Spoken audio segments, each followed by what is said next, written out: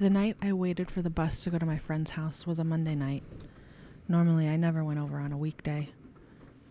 I found myself standing before her on the sidewalk of a brightly lit road, with traffic coming from all sides of the rundown intersection.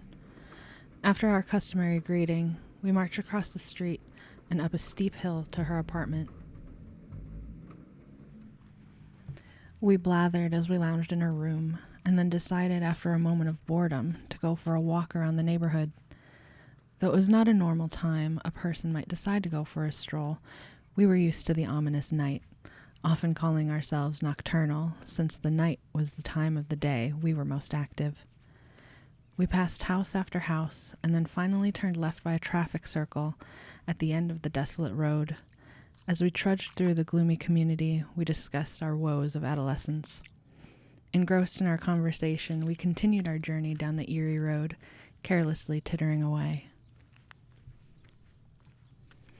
I heard the contact of shoes hitting pavement, and I saw what had burst from the bushes, almost colliding with us, blocking our path. 2 figures stood before us in the dark, empty street. The only light near us showed hooded silhouettes advancing on us. Startled, we chuckled uneasily, thinking the whole jump scare a joke, and resumed walking, when the first hooded figure jerked forward and blocked our path once more. This time, my eyes focused on what was clamped so strongly in his left hand as it rose and leveled with our faces. A gun. The first one I'd ever seen in person. I would have preferred to keep it that way.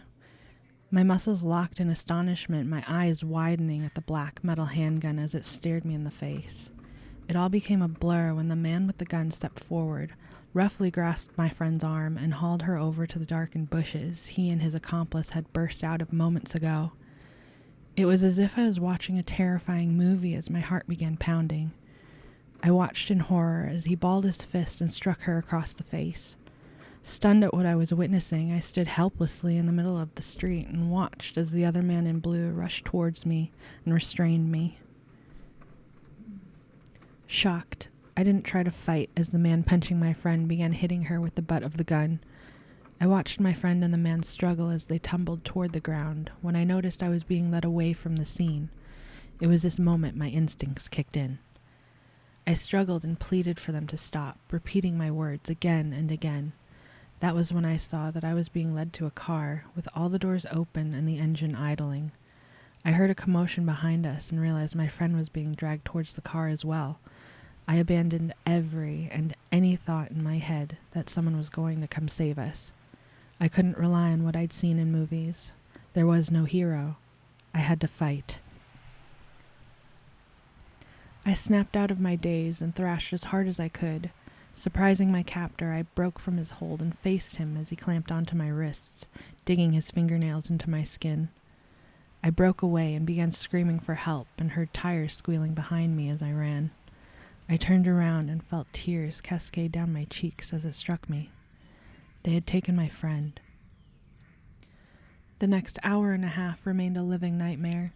The police arrived. When the detectives began questioning me, they reassured me that they recovered her and that she was sent to a hospital for treatment.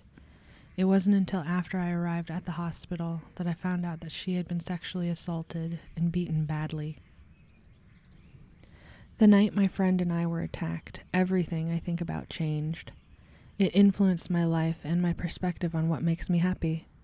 Whether it be cloud watching or an interaction with a stranger, it's easy to take for granted the little joys in life, like feeling restless in a moment of silence, rather than appreciating it as a moment of peace.